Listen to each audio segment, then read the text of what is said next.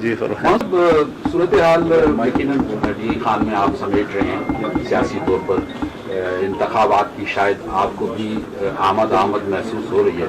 کیا منظر نامہ ہے اس وقت پاکستانی سطح پہ کہ پاکستان میں آنے والے دنوں میں کیا ہو رہا ہے؟ کیا اسمبلیاں تحلیل ہو رہی ہیں, کی جائیں گی, آپ ہونے دیں گے, نہیں ہونے دیں گے, کیا منظر نامہ دیکھ رہے ہیں آپ؟ میں حضرت چونکہ اسی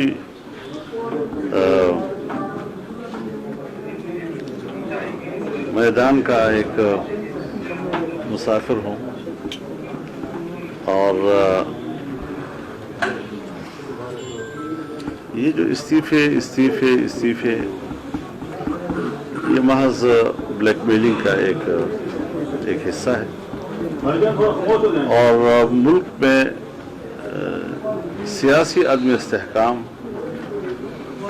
ایک اضطراب کا ماحول, انریسٹ ملک میں پیدا کرنا, یہ اس کا ایجنڈا ہے. یہ کوئی ڈھکی چھپی بات نہیں رہی ہے, اس پہ تعمیر کی کوئی اہلیت نہیں ہے اور حماقت کے نتیجے میں تخریب آسان ہو جاتا ہے. تو اس تخریب کی طرف ان کی توجہ ہے, اس میں اسی کی دلچسپی ہے. کوئی ترقی, کوئی ملک. میں یہ کہتا ہوں ان کو کہ خان صاحب آپ ہم پہ تنقید بعد میں کریں, لیکن اپنی کارکردگی پہلے بتائیں لوگوں کو. 3.5 سالہ کارکردگی بتاؤ, تمہاری کارکردگی ہے کیا؟ میں نے پچھلی پریس کانفرنس میں بھی آپ کو یہ جواب دیا تھا کہ مجھے بھی یہ خیال نہیں تھا کہ ہم اس قدر دلدل میں جا چکے ہیں کہ جتنا ہم نکلنے کی کوشش کر رہے ہیں اتنا ہمیں وہ کھینچ رہا ہے ڈبونے کے لیے. تو اس سارے صورتحال ایک بڑے چیلنج کے طور پر, اور اس پہ بھی وہ مزید حکومت کے لیے مشکلات پیدا کرنے کی سوچ رہا ہے. لیکن انشاءاللہ العزیز ہم سمجھتے ہیں کہ ملک کا مستقبل روشن ہے. محنت کرنی پڑے گی, چیلنجز کا مقابلہ کرنا پڑے گا, بہتری کی طرف ہمیں آگے بڑھنا پڑے گا, اور اس ذہنیت کو ہمیں شکست دینی ہوگی جس ذہنیت نے پاکستان کو یہاں تک پہنچا. توشہ خانے کے حوالے سے یہ جو باتیں ہو رہی ہیں, توشہ خانے کی بات کی جاتی ہے, مگر وہی الزامات پہلے عمران خان صاحب لگایا کرتے تھے. اب آپ کی طرف سے یا پی ڈی ایم حکومت کی طرف سے عمران خان پہ الزامات لگائے جا رہے ہیں, مگر نہ تو کوئی ان پہ مقدمات بنائے جا رہے ہیں, نہ انہیں عدالت میں لایا جا رہا ہے, اور نہ ہی کوئی عملی اقدامات. محض پریس کانفرنس ہو رہی ہے جو کہ مولانا صاحب اسے کے ریلیٹڈ یہ ہے, یہ عمران خان صاحب کے اوپر سائفر والی کہانی ہے. اس کے آگے آپ دیکھیں توشہ خانہ روزانہ کی بنیاد پر نیا ایشو جو ہے اس کے ساتھ جوڑا جاتا ہے. تو خان صاحب کی شخصیت کے ساتھ جو ہے وہ چپکتا نہیں ہے, کچھ ٹائم رہتا ہے پھر ختم ہو جاتا ہے. جس طرح پی ڈی ایم کی جماعتیں ہیں ان کے ساتھ جس قسم کے صورتحال بنتی ہے تو ان کے ساتھ یہ سیاسی طور پر ٹچ ہو جاتا ہے. تھوڑا سا یہ بتائیں. 1.5 کروڑ فیک آئی ڈیز ہیں جسے آپ جیسے نوجوان چلا رہے ہوتے ہیں اور ایک لمحے میں 1.5 کروڑ جھوٹ جو ہے ایک دم پبلک کے پاس پہنچ جاتا ہے.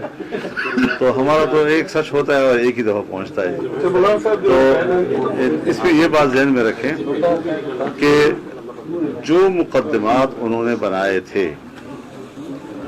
آپ نے خود ان کی زبانی سنا کہ مجھے تو پتہ نہیں تھا, مجھے تو ISI کہتی تھی اور میں پھر اس پر کارروائی کرتا تھا. ISI نے جس وقت گوگی اور پنکی کے بارے میں ان کو بتایا اس وقت ان کی بات پر عمل کیوں نہیں کیا؟ نواز شریف اور زرداری کے حوالے سے کیوں اس پر عمل کیا؟ اور مقدمات بنائے, جیلوں میں رکھا, عدالتوں کے سے ان کو گزارا. ہم اگر انتقام لیتے یا انتقامی سیاست کرتے تو ہم نیب کو جوں کا توں رکھتے, اس کے قوانین کو ہم جوں کا توں رکھتے, تاکہ اسی شکنجے میں ہم ان کو پھنساتے اور 90 دن تک ان کو پوچھنے والے بھی نہ ہوتا. لیکن ہم نے جس طرح نظریہ دیا تھا کہ نیب کا قانون غلط ہے, جابرانہ ہے, آمریت کی علامت ہے اور اس کی شناخت ہے, ہم نے فوراً پہلے وہی کام کیا کہ اس کو ہم نے اصلاح کی اور اس کے جو جابرانہ پہلو تھا اس کو ہم نے ختم کر دیا. اب ظاہر ہے کہ اب روز روز تھوڑا ایکسپوز ہونے دو. سائفر لوگوں کو سمجھ میں نہیں آتا کہ سائفر کیا ہے. خط ہے خط ہے خط. کیا خط ہے؟ اب کہتا ہے کہ یار خط کی بات کیا کرو, بس اسے بھول جاؤ نا, ختم ہو جاتی ہے. بھائی کیسے بھول جائے؟ اتنی بڑی سازش امریکہ میں ہوئی, پھر امریکہ کے خلاف جیسے ہم اینٹی امریکن تصور کیے جاتے ہیں اور ہماری وہ نقالی کرتے ہوئے حقیقی آزادی اور امریکہ کے خلاف بات کرنے لگا, اور پھر کہا میں امریکہ میں دوستی چاہتا ہوں. پھر امریکہ کے اندر اس نے جو لابیسٹ فورم ہائر کیا ہے وہ کیا ہے؟ وہی ہے کہ جس نے جو بائیڈن اور عمران خان کے ایجنڈے کو ایک کر دیا ہے. وہ بھی سپیک کا مخالف تھا ہے امریکہ, اس نے بھی اسی کو فریز کیا اور اس کو ناکام کیا. وہ بھی اسرائیل کو تسلیم کرنے کے لیے دباؤ ڈال رہا ہے, اس نے بھی اس کے لیے زمین ہموار کی. ہر چینل پر اس قسم کے لوگ آنے لگ گئے, یہاں تک کہ ہمیں میدان میں نکلنا پڑا, ہمیں میڈیا مارچ کرنا پڑا کراچی میں, اور اس میں ہم نے فلسطین کے علماء کو, وہاں ہم نے مسجد اقصی کے خطیب کو, لبنان کے علماء کو اسکرین پر لا کر قوم سے مخاطب کرایا. میں نے اس کا جواب عربی تقریر میں دیا, اور تب جا کر یہ گرد بیٹھی ہے اس قسم کی سازشیں ملک میں لانا اور ایجنڈا ملک میں لانا. اور ہم نے جس طرح مقابلہ کیا ہے اس کا, تو عالمی استعمار کا مقابلہ کرنا, اور ہمیں اس نے پابند کر دیا تھا کہ صرف ایک ہی دنیا کے مفادات کا ہم نے آماجگاہ بننا ہے. ہم نے خدا کے فضل سے اس پہ توسیع دی کہ نہیں, ہم ایک عالمی قوت کے تک اپنے مفادات کو محصور نہیں کریں گے. اور آج آپ ہمارے اس حکومت کے وزیر خزانہ کی بھی, پرائم منسٹر کی بھی, ہماری بھی گفتگو سن رہے ہیں. ہم روس سے بھی بات کرنے کو تیار ہیں, ہم چائنا سے بھی بات کرنے کو تیار ہیں, سعودی عرب سے بھی اعتماد بحال کرنے کو جا رہے ہیں, اور انشاءاللہ العزیز پاکستان کے مفاد کی گرد ہماری خارجہ پالیسی گھومے گی. ایک بڑی طاقت کے مفادات کے لیے ہماری خارجہ پالیسی نہیں بنے گی. پاکستان کی اگر سیاسی تاریخ پر نظر ڈالی جائے تو ہر جو اپوزیشن جماعت ہے وہ اسٹیبلشمنٹ سمیت ایک مخصوص ادارے پر سیاست میں مداخلت کا الزام عائد کرتی چلی آ رہی ہے. کیا آپ سمجھتے ہیں کہ اب وہ مخصوص ادارہ سیاست میں ملوث نہیں ہوگا؟ دیکھیے, میں اس بات پر بڑے احتیاط سے بات کروں گا, کیونکہ ہمارے ہاں جیسے آپ کہتے ہیں کہ ہمیشہ سے ایک تعصب تو ہے. اب اس تعصب کو زائل کرنے کی ابتدا یقیناً گفتگو سے ہوگی, لیکن اطمینان ہوگا عمل سے. جب تک عملی طور پر ان کی پالیسیاں ایسی نظر آ جائیں گی, اور جیسے کہ رفتہ رفتہ نظر آ بھی رہی ہے, اور ہر چیز تدریجی طور پر ہی ہوتی ہے, تو اگر انہوں نے ایک آئیڈیا دے دیا ہے اور اس آئیڈیا کے تحت وہ تدریجی طور پر اپنے پیشہ ورانہ ذمہ داریوں تک خود کو محدود کرتے ہیں, تو ہم کو ویلکم کہیں گے جی, ہم اس کو آگے بڑھائیں گے. جمہوریت میں تدریجی اصلاحات کا نام ہے, یہاں پر کوئی انقلابی اصلاح جو ہے وہ جمہوری ماحول کے اندر مناسبت نہیں. مولانا صاحب, پی ڈی ایم کی حکومت وفاق میں ہے اس وقت, صوبائی حکومت کہہ رہی ہے کہ وفاق جو ہے صوبے کے بقایا جات ادا نہیں کر رہا ہے, صوبہ ڈیفالٹر ہو گیا. تو سر اس حوالے سے کیا کہیں گے, کیا واقعی وفاق صوبے کے بقایا جات ادا نہیں کر رہے؟ ناکامیوں کو ہمارے سر نہ تھوپیں. وفاق جب آپ کے پاس تھا تو ہمارے پاس اسٹیٹ بینک میں 24 ارب ڈالر کا ذخائر تھے. جب ان کے پاس آیا تو یہ جاتے ہوئے 2.5 ارب ڈالر چھوڑ گئے. تنخواہوں کے پیسے ہمارے پاس نہیں تھے. اب دوبارہ 7-8 ارب تک ہم پہنچ گئے ہیں, اور انہوں نے جو ہے قرضوں پہ قرضے لے کر پہلے وفاق کی سطح پر ملک کو تباہ و برباد کیا, اور پوری تاریخ میں پاکستان نے اتنے قرضے نہیں لیے تھے جو انہوں نے 3 سال میں لیے. اب MMA کے زمانے کے قرضے آپ دیکھ لیں, اس کے بعد ANP کی حکومت آئی, اس کے قرضے دیکھ لیں, اور پھر اس کے بعد آپ ان کی 3 سالوں میں 7 سالوں میں جو قرضے لیے ہیں وہ دیکھ لیں. آسمان زمین کا فرق ہے.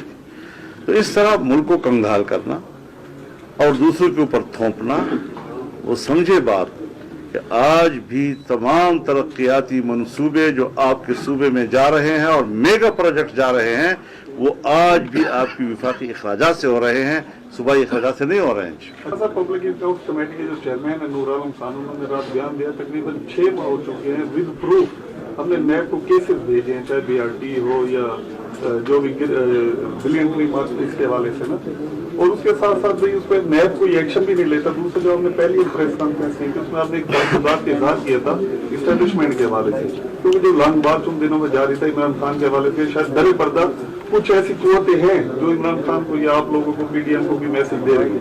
जो नूर आलम खान ने जो बात की है 6 माह हो चुके हैं, प्रूफ भी दिया और नैब हरकत में नहीं आ रहा, तो आप क्या समझते हैं? अभी भी वो भी एक सियासी आदमी है, मैं भी एक सियासी आदमी हूँ। हम दोनों जानते हैं कि नेब जो है वो उस पर हम तनकीद भी कर सकते हैं, उससे हम शिकायत भी कर सकते हैं, लेकिन उस इदारे के अमल में मुदाखलत तो नहीं कर सकते। ये अब उसकी मर्जी है। हमने तो उनको केस दे दिए कि भाई ये देखो, ये इलेक्शन कमीशन का फैसला आ गया, ये तोता खाने का आ गया, ये BRT का आ गया, ये मालूम जबे का आ गया, बहुत सी चीज़ें हैं जी। और आपके अपने जो पेशावर का म्यूजियम है उसके नवाजरात का मसला आएगा। अभी तो बहुत सी चीजें आ रही हैं। सूरत हाल हमने देखी है सर। मौलाना साहब, ये जो सूरत हाल हम अफगानिस्तान के हवाले से देखते हैं, पहले हमें बिलाश्ताल जो है वो इंडिया की तरफ से हम पे फायरिंग होती थी। अब ये कुछ अरसे से अफगानिस्तान की तरफ से पाकिस्तानी हुदूद में फायरिंग और एक तरह से हमले हो रहे हैं, तो ये क्या हम नाकाम हुए वो हुकूमत लाने में जो कि अफगानिस्तान में पाकिस्तान के मफादात का तहफ़्फ़ुज़ कर सके, अगर वहां से इस तरह से हो रहा है तो? जी, इसमें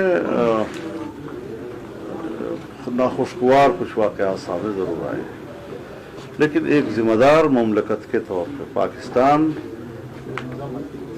एक अगले इक़दामात कि जिसमें दो यूनियन जो है वो अपने ताल्लुकात को बेहतर बना सकें, क्योंकि अफगानिस्तान से हमारा एक बड़ा तवील रिश्ता है, यानी अंग्रेज़ों के ज़माने से। और पाकिस्तान बनने के बाद अफगानिस्तान में जो तालिबान की तंजीम थी, वाहिद तंजीम थी जिसको प्रो पाकिस्तानी कहा जाता था। आज वहाँ अमारत इस्लामिया की हुकूमत कायम हो गई है, तो कुछ नाखुशगवार चीज़ें यकीनन सामने आई हैं जिसको हमें संजीदगी से लेना होगा, बैठकर उसके लिए हिकमत अमली तय करनी होगी, और हमें वो 2-4 चीज़ें जो पाकिस्तान की ज़रूरत है उसको लिस्ट करना होगा, उनसे राब्ता करके उनसे मालूम करना होगा कि वो पाकिस्तान से क्या डिमांड रखते हैं। 2-3-4 उनकी भी होंगी, उनको हम मरबूत निज़ाम के ज़रिए से हल करने की तरफ जाएंगे। लिहाजा हम न कोई फौरी तौर पर जज्बाती रद्द अमल देना चाहते हैं, एक बड़े मैच्योर्ड और एक बड़े जिम्मेदार किस्म के मुमलकत के तौर पर हमारा इसमें किरदार होगा और होना चाहिए। और यकीनन हमारी इदारे जो है वो इस हवाले से राब्ते में भी हैं और इस हवाले से हसास भी हैं। हम पाकिस्तानी हैं और हमें पाकिस्तान के मफाद को सामने रखकर पड़ोसी मुल्क के साथ ताल्लुकात की तरफ आगे बढ़ना होगा।